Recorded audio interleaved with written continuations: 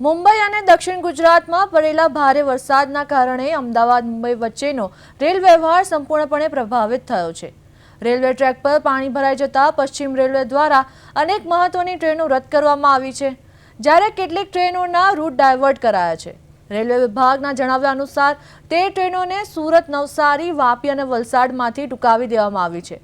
Vande Bharat, Tejas, Gujarat express, Karnavati, Suryanagari અને double decker જેવી premium superfast ટ્રેનો રદ થતા સુરત રેલવે સ્ટેશન પર હજારો મુસાફરો અટવાયા છે અને ભારે હાલાકી ભોગવી રહ્યા છે।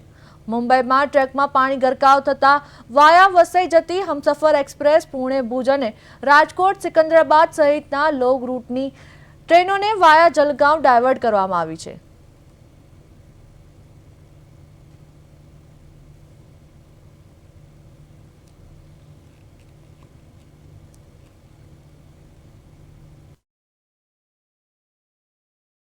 मुंबई में भारी बारिश की वजह से सभी गाड़ियां देरी से चल रही हैं।